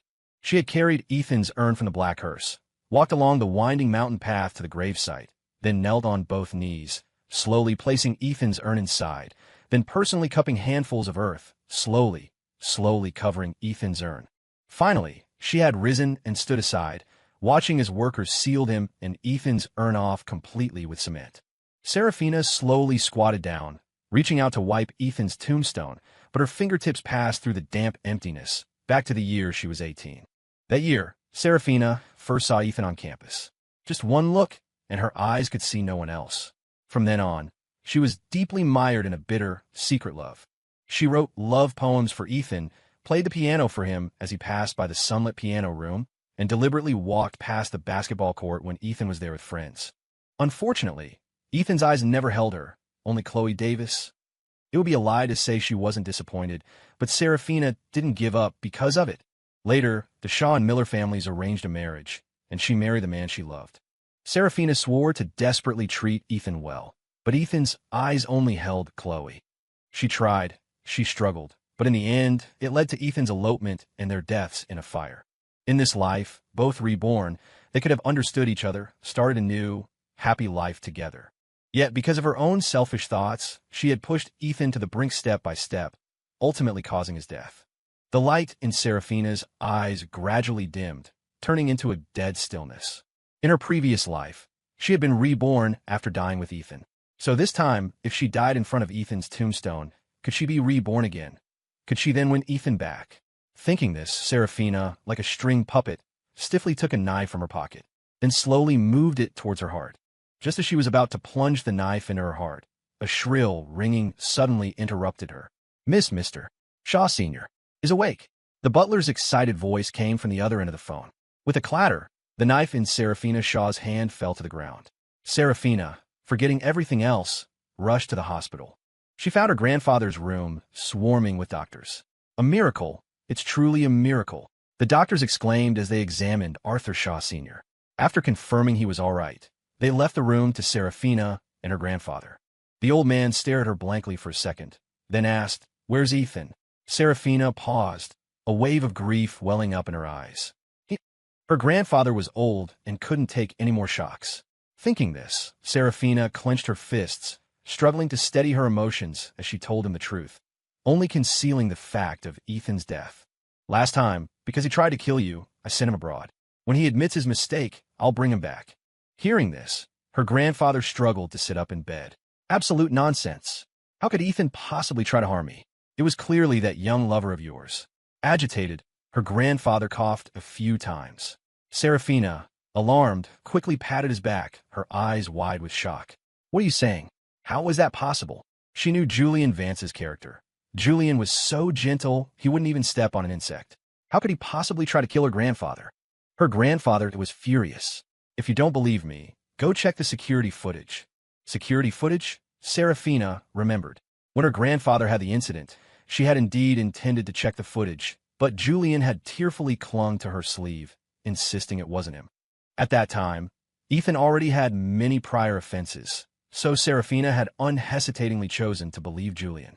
Now, her grandfather was telling her to check the footage again. Serafina felt it was pointless. Even if she checked, so what? The perpetrator was still Ethan. But now that Ethan was gone, she didn't want to pursue it further. Yet, her grandfather remained insistent. Even if you favor Julian, you have to give Ethan the truth. If you don't check, I'll go myself. Seeing her grandfather's persistence, Serafina quickly stopped him and personally returned to the villa to retrieve the security footage. However, the butler informed her that the security system had malfunctioned on the day of her grandfather's incident. Serafina frowned, feeling that something was amiss. Just then, a maid approached cautiously saying, "Ms. Shaw, I have a video." The maid had originally gone to close the window in the old master's room, but had unexpectedly witnessed the horrifying scene. She had quickly hidden in the closet and secretly recorded it. She hadn't dared to show it earlier, partly because she feared Serafina wouldn't believe her, and partly because she was afraid of offending Julian. Now, with the old master's backing, the maid dared to bring it out. Serafina quickly took the maid's phone and played the video. Within moments, the heart rate monitor on her smartwatch breached 120. In the video, after her grandfather finished talking with Ethan and was about to go to bed, just moments after he closed his eyes, a man in a white shirt quietly entered. The diamond ring glittering on his finger was the one-of-a-kind piece Serafina had snagged for Julian at auction the day before the family dinner. The next moment, the man turned, revealing Julian's face. Unlike the docile demeanor he showed Serafina, Julian's face was now dark and vicious. He strode forward, grabbed a pillow from the side, and violently smothered her grandfather's face. He even cursed viciously. "You old bastard, daring to stop me from marrying Serafina Shaw. You're f***ing looking for death, aren't you?" The moment those crude, malicious words spewed from Julian's mouth, Serafina's smartwatch vibrated with a high-frequency warning. The blood pressure curve on the watch face climbed wildly, much like the piercing wail of the ambulance siren that day. "Butler, Call Julian Vance here. Serafina heard her own icy voice. And call the police. When Julian Vance pushed open the door, Serafina Shaw was sitting on the sofa with her back to the entrance. The television in front of her was replaying the video of Julian attempting to murder her grandfather, and on the coffee table before the TV lay a spread of evidence detailing Julian's schemes against Ethan Miller. Serafina had ordered her assistant to investigate all this after learning Julian was the one who tried to kill her grandfather. Serafina knew Julian was malicious, but she hadn't expected him to be this depraved. The thought that she had repeatedly hurt Ethan for such a man sent another sharp pain through Serafina's heart. The heart monitor on her wrist began to blare an urgent alarm again. But Serafina, as if deaf to it, remained seated on the sofa, as still as a statue, awaiting Julian's arrival. Before pushing open the villa door, Julian's heart was pounding with excitement. Ever since Ethan's death, Serafina had informed him their contract was over and had him kicked out of the villa. Serafina's notification had come so suddenly, leaving Julian completely unprepared. He had grown accustomed to a life of luxury. Returning to a mundane existence was nothing short of a nightmare. However, Julian hadn't taken it to heart. He merely assumed Serafina was overwhelmed by grief from losing Ethan and had temporarily lost her mind. Besides, over the past few months, Serafina had truly doted on him, hurting Ethan for his sake numerous times. He couldn't believe Serafina would genuinely cast him aside. Perhaps, after some time, Serafina would welcome him back to the villa. Sure enough, not long after, the villa's butler came to his door specifically to bring him back. In that instant, Julian was ecstatic. He thought Serafina had moved on, had reevaluated their relationship, and confirmed she had genuinely fallen in love with him. This time, she was bringing him back to give him a new status. But when Julian pushed open the villa door, what awaited him was not a surprise, but a nightmare. Explain. Serafina didn't look at Julian, merely glancing up at the television, her voice colder than the late autumn air. Julian's face instantly drained of color, from rosy to deathly pale. He saw his own breath fog in the air, congealing into the shape of an arrow. Serafina, these are all fakes. Believe me, how could I possibly do these things? Even with all the evidence and witnesses, Julian stubbornly denied everything, because he knew, with chilling certainty, that admitting it meant a dead end. Thinking this, Julian resorted to his most frequently used tactic with Serafina. His eyes reddened as he knelt beside her, attempting to take her hand with the same pitiable expression he always used. Serafina. The next moment, the documents in Serafina's hand slapped him across the face. The sharp edges of the paper cut Julian's cheek, drawing beads of blood. The sudden impact sent Julian sprawling to the floor. Serafina suddenly laughed. She rose, stepping over the scattered papers towards him, her custom-made leather shoes crushing the box of pastries he had specially brought. Julian Vance, you're just a kept man. How could you be so audacious? No, you're not even a kept man. Just an actor. Lightning suddenly flashed outside the floor-to-ceiling windows. Julian saw his reflection in the glass melting away. The always immaculate version of himself was now disheveled and pathetic amidst the storm of evidence. Serafina slowly squatted down in front of Julian, her hand shooting out to grip his neck, as if to suffocate him. The moment Serafina's hand closed around Julian's neck, he smelled the Creta Ventus on her. It was Julian's favorite scent. Now, however, it felt like the stench of a demon from hell. No, I really didn't. Julian remained obstinate, struggling to prop himself up and grab Serafina's pant leg. I've always tried my best to follow your instructions. How could I possibly do these things? Back then, Julian Vance was just an ordinary student at an ordinary university, and a wealthy heiress like Serafina Shaw was someone he could only ever see on television. So when Serafina actually appeared before him, asking him to act in a charade, Julian felt like he had won the grand lottery. He nodded without hesitation, even though everyone warned him, saying Serafina was just playing with him, that if he got emotionally invested and couldn't move on, he would be devastated. Julian persisted, because he had liked Serafina for a very, very long time. From the first moment he saw Serafina on television, Julian had sworn that if he ever married, it would only be to Serafina. Everyone said Julian was dreaming. So when Julian finally got a chance to get close to Serafina, he naturally seized it tightly. Serafina's request was simple. She wanted Julian to pretend to be her lover, to flaunt their affection in front of Ethan Miller. Initially, Julian obediently played along. But as Serafina treated him better and better, even showing him more affection than she showed Ethan, Julian's ambitions grew. He no longer wanted to be a disposable lover. He wanted to be her husband, the son-in-law of the Shaw family. At first, Julian only dared to commit minor acts of framing Ethan, or to make jokes. But when he found Serafina indifferent, Julian's courage gradually grew. He began to frame Ethan in various ways, even attempting to cause the death of Serafina's grandfather. Truthfully, Julian's methods weren't particularly sophisticated, but somehow Serafina always trusted him. So Julian never worried about his actions being exposed, especially since the only witness, her grandfather, was now in a vegetative state. Therefore, Julian was completely unprepared for the possibility of his deeds coming to light. Caught off guard, Julian had no excuse, only able to deny everything repeatedly. He thought that if he just kept denying it, Serafina would eventually let the matter drop. Unfortunately for him, Serafina wasn't stupid. Previously, she had wanted to see how far Ethan, who loved her, would go for her. So, as long as Julian's actions didn't harm Ethan, she mostly ignored them. She never expected her indulgence to inflate Julian's ego. And it just so happened that during that time, Ethan had begun to grow numb and apathetic towards her, offering no denials. Thus, an enraged Serafina never bothered to thoroughly investigate the truth. But now, she would absolutely not let Julian go. She stood up again, pronouncing Julian's final fate like a harbinger of death. Since you enjoy framing others so much, then you can spend your time in prison. I'll make sure someone takes good care of you. The words "takes good care" were even deliberately emphasized by Serafina. Julian's face instantly contorted in terror. His hand, clutching Serafina's pant leg, fell limply. Amidst Julian's screams and pleas, police sirens pierced through the storm, and countless officers swarmed in. "No, don't. I only did this because I love you, Serafina. You can't do this to me." Julian stared at her silhouetted profile, wailing. He suddenly remembered a party on a certain night. Under the same crystal chandeliers, the woman had cupped his face and said, "Julian, I will love you for a lifetime." And now, she was telling the police officer before her, "The evidence is all on this table." As the cold handcuffs closed around Julian's wrists, he finally resigned himself to his fate, bowing his head and murmuring, "Serafina, in these past few months, did you truly never love me at all?" An officer dragged Julian backward, his shoes leaving deep marks on the carpet. "Not even a little bit."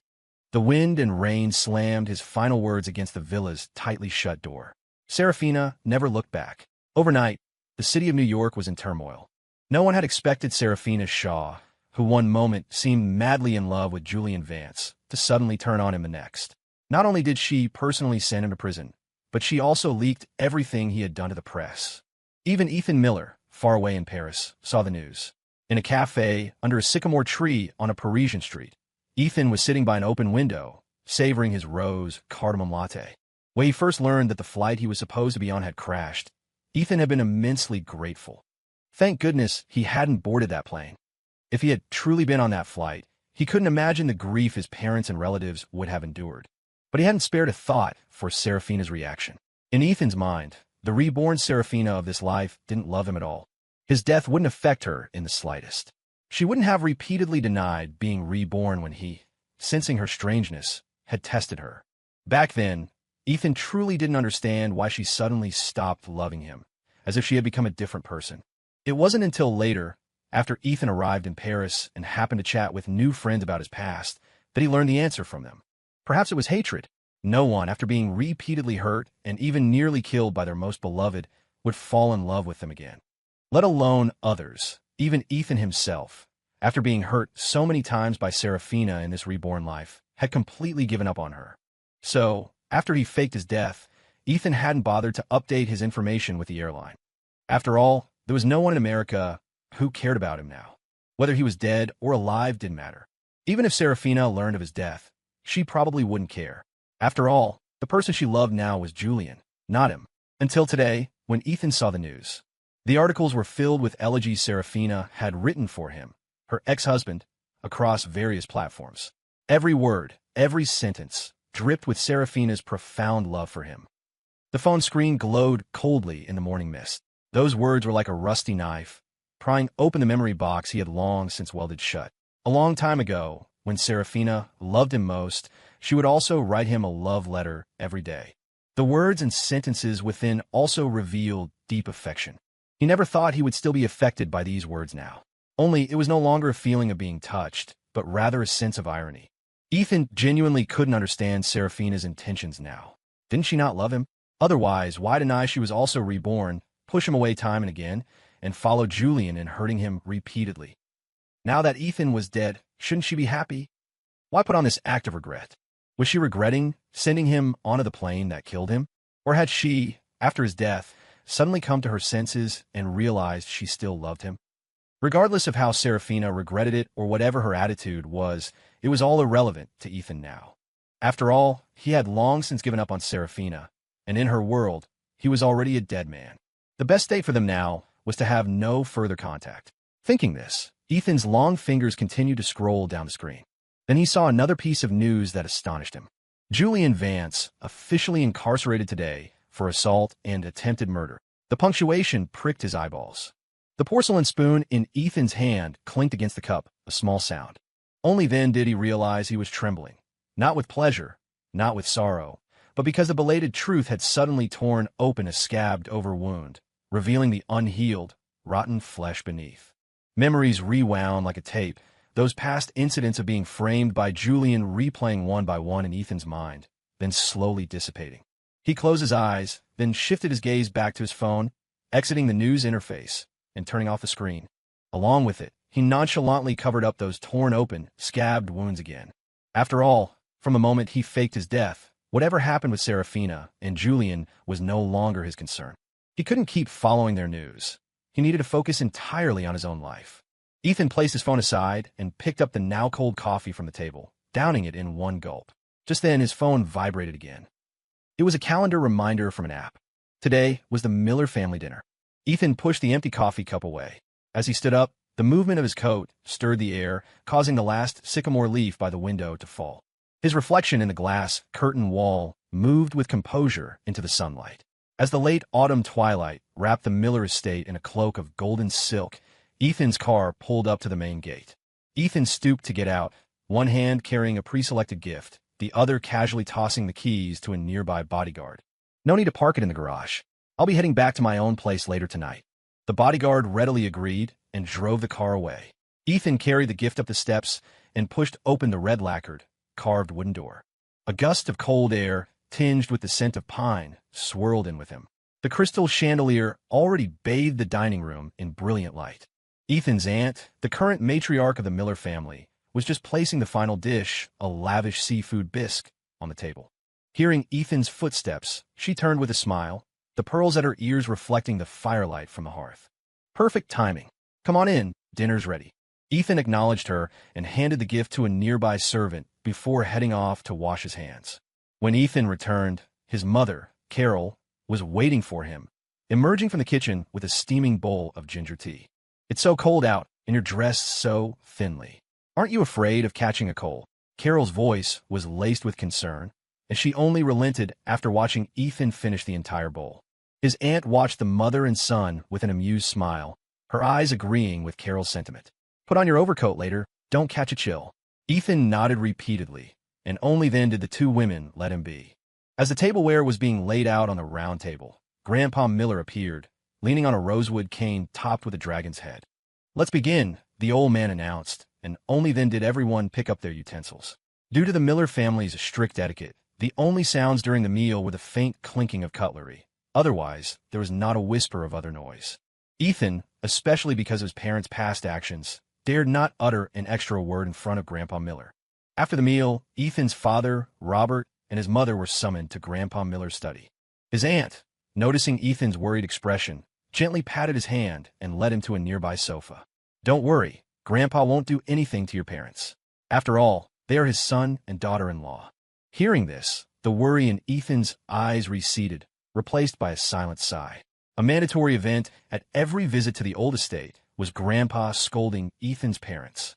Although Ethan had repeatedly explained to his grandfather that his marital problems were largely his own fault and not his parents', Grandpa Miller insisted it was their fault. In reality, given the Miller family's influence, Ethan hadn't needed to marry into the Shaw family. It was only due to his parents' insistence that Ethan had married Serafina. Grandpa Miller had been furious upon hearing this. He supported Ethan's freedom to choose his own partner and had even approved of him marrying Chloe Davis. Upon learning of Ethan's arranged marriage, he had flown directly to America to reprimand Ethan's parents, saying that even if the Miller family fell on hard times, they wouldn't need to resort to a marriage alliance with a family like the Shaws. His parents, however, were extremely stubborn, insisting on the marriage with Serafina. Neither side could convince the other. Grandpa wanted to take Ethan away, but Ethan's parents adamantly refused to let him go, as only they knew the difference between Serafina and Chloe at that time. Since then, Grandpa had returned to Paris and had nothing more to do with their branch of the family. Later, their branch of the family suffered at Serafina's hands and was harmed. Eventually, the three of them came to Paris, and only after Ethan and his parents admitted their mistakes did Grandpa reconcile with them. Upon hearing about how Ethan was variously harmed by Serafina in America, Grandpa had wanted to seek revenge for Ethan. But Ethan, remembering the events of his past life, thought that the suffering he endured in this life could be considered repayment to Serafina. Ethan and Serafina were now even. Neither owed the other anything. So, at Ethan's persuasion, Grandpa finally gave up on revenge, merely warning them not to have any further dealings with Serafina. At every family dinner, Grandpa would bring up this matter to remind Ethan's parents to be vigilant. He said Ethan could choose not to marry again in the future, but he would not allow Ethan to be hurt again.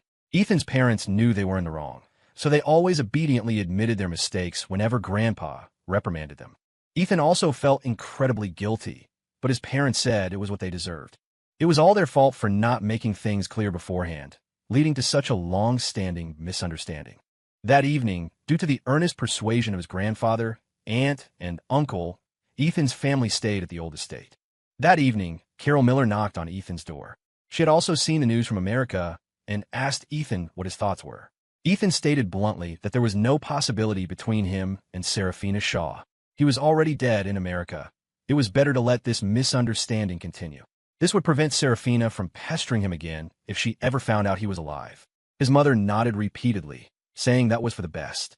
After mother and son chatted for a while, Carol left, telling Ethan to rest early. For the next few days, Ethan's family stayed at the old estate. His days were leisurely, spent either playing chess with his grandfather or chatting with his aunt and mother. Until one day, an unexpected visitor arrived. It was the butler from Serafina Shaw's grandfather's household. Having suffered multiple blows, Serafina had fallen ill and was bedridden. All major and minor family affairs were temporarily managed by Serafina's grandfather. And the first thing her grandfather did was to send his butler to Paris with lavish gifts to apologize to the Miller family. After all, Ethan had died because of Serafina. They were the party at fault. Serafina's grandfather's message was that he didn't seek the Miller family's forgiveness, only that they, for his sake, would not blame Serafina, as she had already received her due retribution. The arrival of the Shaw family representative was so abrupt that Ethan didn't react for a moment. It was his aunt who reacted first, pushing Ethan and his parents into the study, instructing them not to come down no matter what happened downstairs. After his aunt went downstairs, the butler stood by the sofa, holding the valuable gifts, bowing deeply in apology to Grandpa Miller, who was seated on the sofa. He relayed old Mr. Shaw's words verbatim. Grandpa Miller listened without saying a word, not even looking at the butler. The two remained in a standoff. Ethan's aunt, her expression stern, walked over. Mr. Shaw's butler, since you know our Miller family does not welcome you, why did you bother coming all this way? Aren't you just asking for trouble? The Shaw butler's face grew even more apologetic. Since they were in the wrong, he couldn't refute her, only able to apologize repeatedly. But Ethan's aunt couldn't listen anymore, simply waving her hand. If apologies were useful, will my nephew still be alive? Go back and tell the Shaw family that our two families need not have any further dealings. Otherwise, you know what the Miller family is capable of. The Shaw butler's face suddenly turned pale. The remaining words stuck in his throat, unable to come out. Ethan's aunt didn't look at him again, merely helping Grandpa Miller up and towards the stairs, while instructing their own butler to see the guest out. This small interlude did not significantly affect Ethan, but it did have a certain impact on Serafina and her family back in America. After the Shaw butler relayed Ethan's aunt's words verbatim, both Serafina and her grandfather looked rather pale. Especially Serafina, whose heart was in turmoil. If not for her current physical condition, she would have flown directly to Paris and knelt before the Miller family.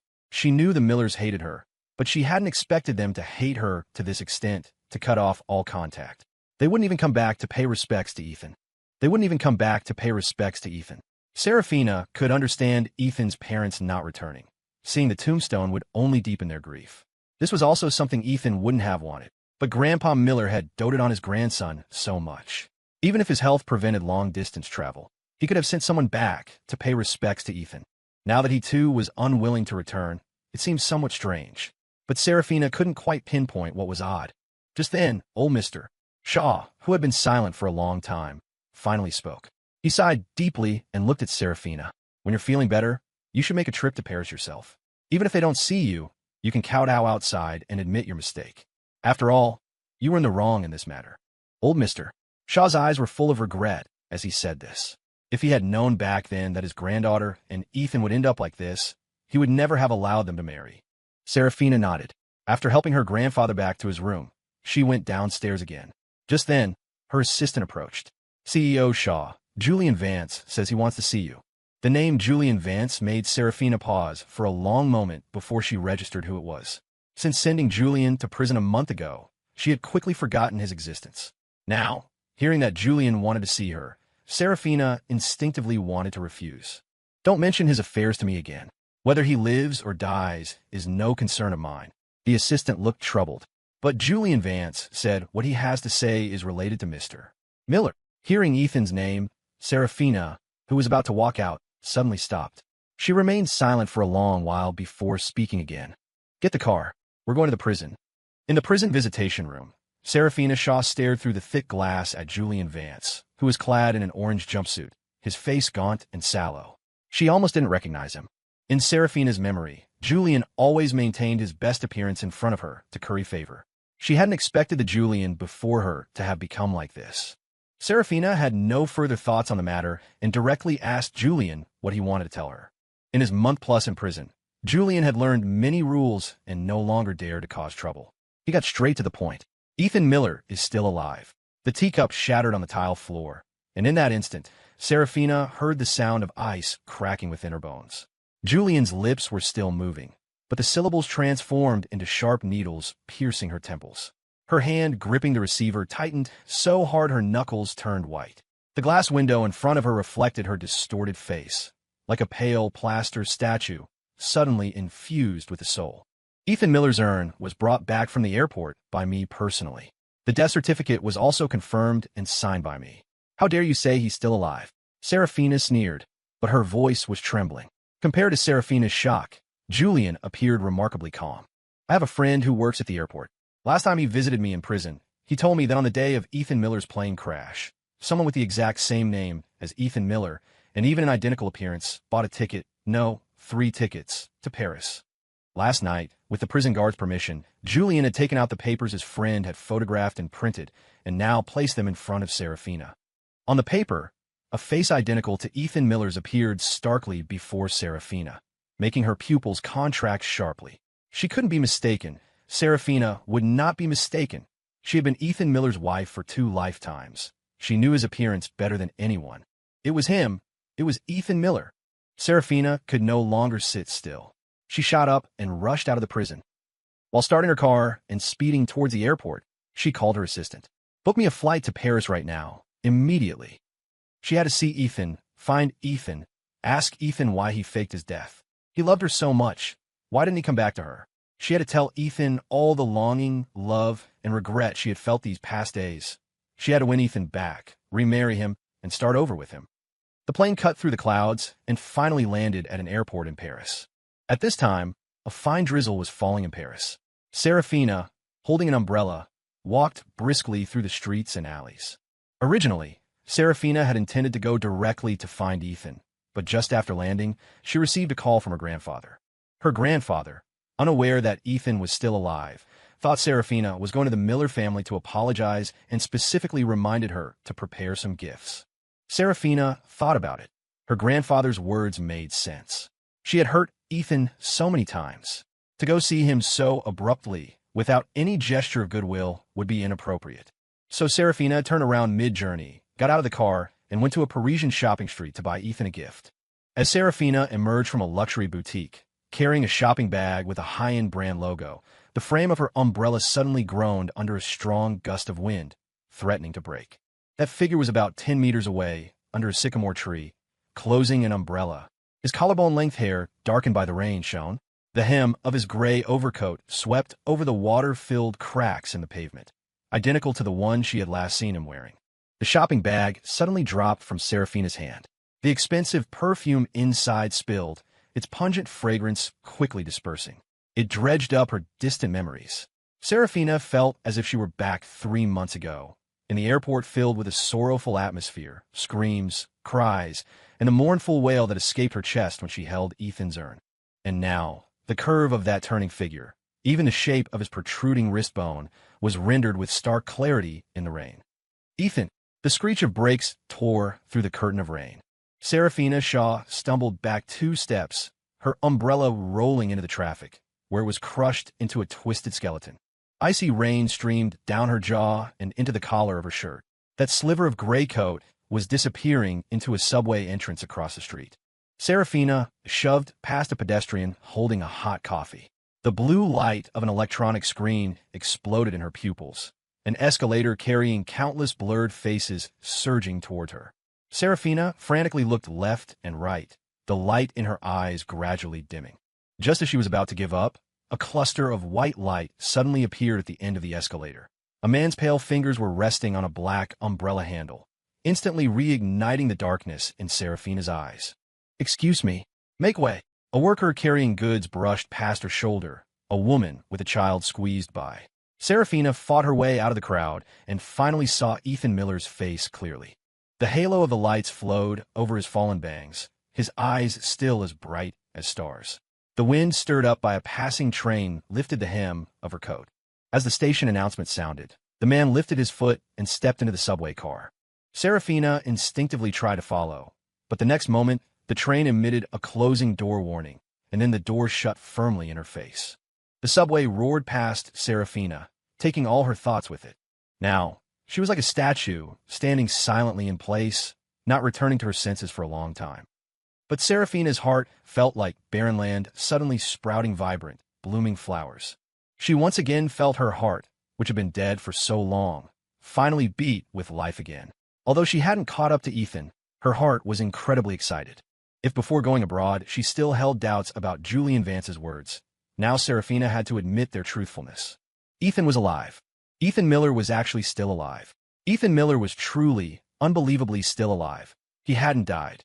Serafina quickly rushed out of the subway, jumped into a car parked by the roadside, and told the driver, "To the Miller estate, quickly." Meanwhile, on the subway, Ethan Miller's face was pale, his hands tightly clenched. He had heard it. He had just heard a very familiar voice.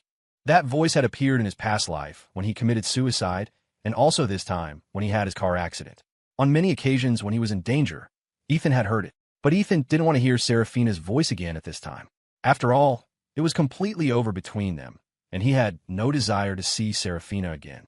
Ethan didn't know where Serafina had learned he was still alive, but Serafina's appearance was a bad thing for Ethan. Thinking this, Ethan quickly called his aunt at the old estate. "Aunt, Serafina has found me. She knows I'm alive." Ethan had just gone out to meet a friend, but he hadn't expected to be seen by Serafina. If he had known, he would have stayed obediently at the old estate. That short sentence made his aunt's breath catch on the other end of the line. Then his aunt spoke. "Don't worry, with me here, I won't let Serafina find you." Ethan hummed in agreement and continued. "Then I won't be back for the next few days. Please tell my parents and grandfather for me." Since Ethan had now been exposed, he shouldn't stay in Paris any longer. His aunt told him to be careful and then hung up. After Ethan got off the subway, he directly hailed a cab to the airport. "Hello, I'd like to buy a ticket to the United States." Soon, Ethan was holding his purchase ticket and heading to the departure lounge. Meanwhile, Serafina, after getting out of the car, hurried towards the Miller estate. The Miller family treated Serafina's visit with the same attitude as they had treated the Shaw butler's previous visit. "Serafina Shaw, even if you're going to lie, at least make it somewhat believable. You keep saying Ethan Miller is alive, that you personally saw him in a Paris subway station. But where's the proof? Where's the proof?" Ethan's aunt sipped her tea, her tone full of mockery. Serafina's expression changed slightly. Only then did she remember that in her haste, she had forgotten to take a photo. But luckily, she had the photo someone else had sent her. Whether you believe it or not, Ethan Miller is alive. That is the truth. With that, Serafina Shaw handed the photo Julian Vance had given her to Ethan Miller's aunt. In the photo, Ethan and his parents were sitting in a corner of the departure lounge. The early morning sunlight streamed in, washing over Ethan's face and making him look impossibly handsome. And on either side of Ethan, his parents were talking and laughing with him. But Ethan's aunt remained unmoved. Ms. Shaw, I don't know why you insist on saying Ethan Miller is still alive, but the person in that photo is not Ethan. Besides, didn't you say you don't love him? The word Serafina wanted to say all got stuck in her throat. How could she explain? Could she say that both she and Ethan were reborn? People would think she was crazy. After much deliberation, Serafina finally said, Ethan and I have some misunderstandings, but please believe me, I do love Ethan. Ethan's aunt sneered. If you truly loved Ethan, why would you do so many things to hurt him? Search your conscience. Were those things you did really acts of love? No, it's not like that. At first, I thought Ethan didn't love me, so I treated him that way. Later, I found out Ethan did love me, and I wanted to compensate him, but he first. Serafina Shaw, if Ethan Miller truly didn't love you, he wouldn't have chosen to marry you. After you started keeping a lover, we once called Ethan, telling him to divorce you and return to Paris. But Ethan refused.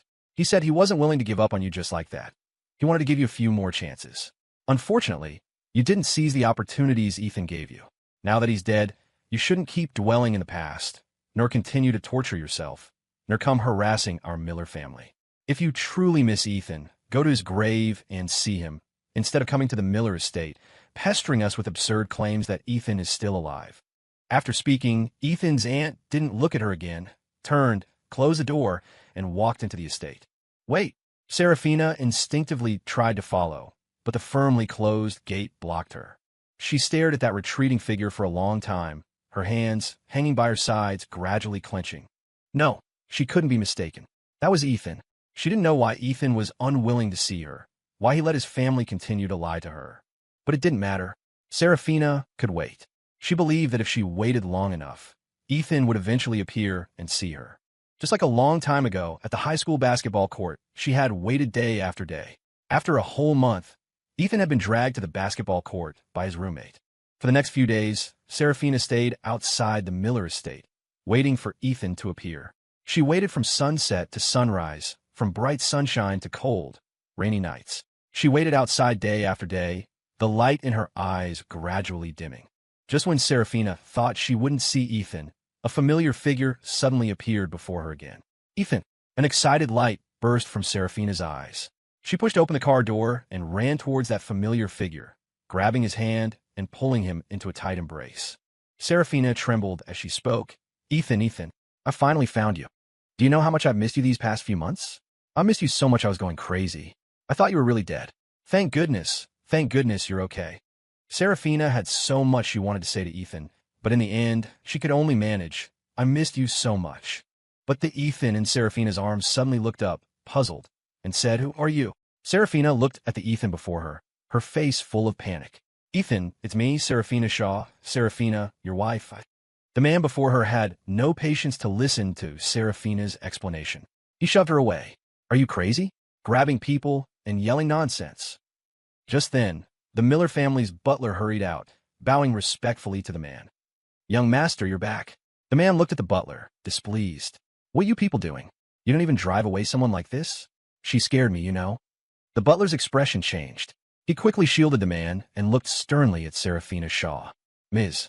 Shaw, please leave immediately, or I'll have to call security. But Serafina, as if she hadn't heard, frantically tried to grab the hand of the man behind the butler. Ethan, it's me. Don't you really recognize me? Before the young man could speak, the butler said, Ms. Shaw, you've mistaken him. He is not Ethan. He is the eldest son of the Main family, Mr. Evan Miller. This sentence struck Serafina's head like a heavy hammer, making it throb and ring. What did you say? The butler looked at Serafina's unknowing expression and sighed deeply. Young Master Evan and Ethan are cousins. They look so much alike that outsiders often mistake them for twins. As for you saying you saw someone escorting Ethan's parents out of the country at the airport, that person was also young Master Evan. After you sent Ethan abroad, he was worried his parents would have no one to look after them, so he specifically asked young Master Evan, who happened to be in the country, to pick them up. Even if you are overcome with grief from losing Ethan, you shouldn't randomly identify people. No, it's not true. He is Ethan Miller. He has a scar on his wrist from when he saved me. Serafina still didn't believe the butler's explanation. She shoved the butler aside and tried to grab the man's hand, intending to roll up his sleeve and show the evidence. Slap! A crisp slap met Serafina's hand. Evan Miller pointed at her nose and cursed. Are you sick in head? If you can't recognize people, go see a doctor. Don't harass me here. Butler, what are you standing there for? Hurry up and call people to get rid of her. As he spoke, a group of bodyguards rushed out to remove Serafina.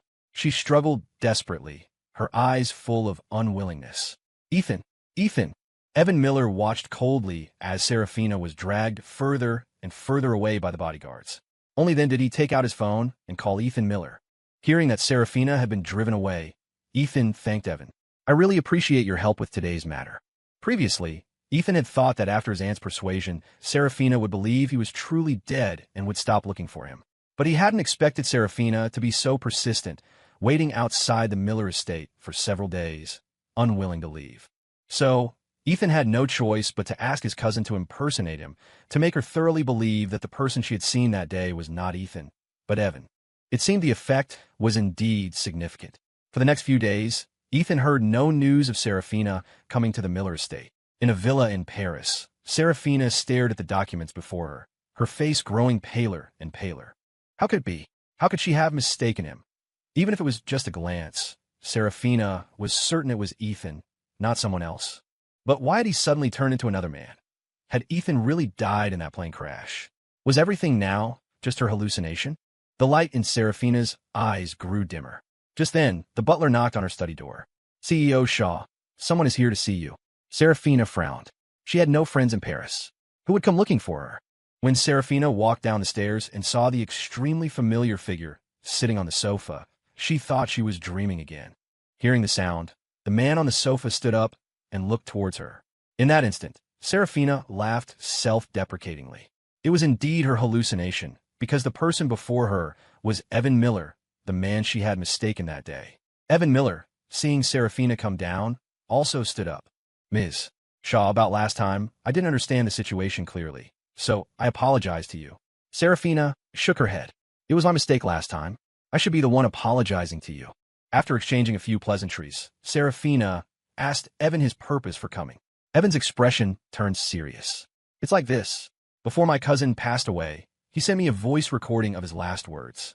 There's something in it concerning you. Evan paused, observing Serafina's expression, and tentatively asked, would you like to listen to it now? Serafina Shaw remained standing where she was, stiffly nodding. Soon, the man opened the voice recorder on his phone. After a burst of static, a familiar, long unheard voice emerged from the speaker. Serafina, when you hear these words, I imagine I will have already left this world. I know you were reborn, but I don't know why you were unwilling to acknowledge me, even hurting me repeatedly, making me constantly doubt if the you who loved me in our past life was real. But now, it doesn't matter to me anymore. After all, I'm about to die. Ethan Miller chuckled softly, a hint of relief and liberation in his tone. In our past life, I wronged you first. I was too willful then, and I didn't love you, causing you great pain. So, ending up like that was what I deserved. This time, I originally wanted to compensate you, to love you well, but it seems you don't accept my compensation. I don't mind. Consider the pain you inflicted on me as my compensation to you, Serafina. We're even. Live well from now on. Don't stay stuck in the past for me. If there's a next life, let's not meet again. We are not suited for each other. The recording played out. A long time passed, so long it felt like a century. Serafina finally spoke slowly. Could you please send me a copy of this recording? Evan Miller was taken aback, then nodded. Of course. Before Evan left, Serafina used his phone to send a reply to Ethan, as if responding to the Ethan in heaven. After Evan left, Serafina curled up on the floor, repeatedly listening to the short recording. Live well from now on. Don't stay stuck in the past for me. We are not suited for each other. Not suited? They had loved each other so much, yet they had missed each other time and time again. So cruelly. Perhaps they truly weren't suited for each other? At this thought, a sharp pain shot through Serafina's right knuckles. She looked down to see her nails had dug in her palm, crimson beads of blood dripping along her palm lines, blooming like dark roses on the tile floor. The sound of rain outside suddenly became deafening. The cold, damp air seeped in through the ajar window like a giant hand from hell, tightly enveloping her, crushing her bit by bit. Each fragment reflected Ethan from different times and spaces, Ethan on the high school basketball court playing with classmates. Ethan in a suit at college graduation, waiting for her to walk towards him. And Ethan after being reborn, crying as he held her. Finally, Ethan with empty eyes, his back to her, walking towards the airport. Ethan, I can't do it, she murmured into the void. When Serafina closed her eyes, all she saw was Ethan's image. How could she continue to live without him? She slowly put down her phone and buried her head in her arms. As a clap of thunder split the night sky, Serafina finally heard a sob escape her throat like a trapped animal with an iron chain around its neck. The heavy rain fell all night. As dawn pierced through the clouds, the rain also stopped. Dead leaves on the sycamore tree dripped water, one drop falling in her dry eye socket. When Serafina's plane once again cut through the clouds, Ethan finally listened to Serafina's message from the text Evan had forwarded. Serafina's words were filled with sorrow. Ethan, I don't know if you in heaven can hear this, but I still have to say I'm sorry. I was reborn, and I do still love you. It's just that I was unwilling to accept it. I loved you for so long. Why couldn't you look back at me? Initially, on my friend's advice, I adopted a cold approach towards you, wanting you to realize how important my love was to you, to make you bow your head to me first. But then you were also reborn, and you swore to treat me well, to love me. So I thought, all right, let me see how deep your love for me truly is.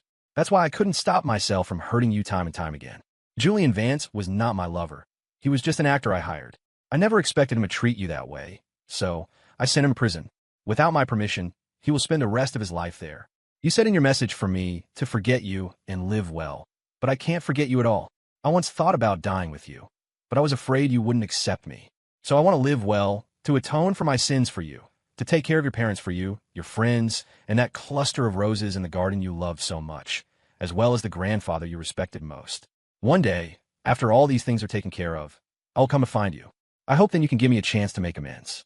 Ethan, I love you very much, and I'm sorry. If there's a next life, please don't meet me again.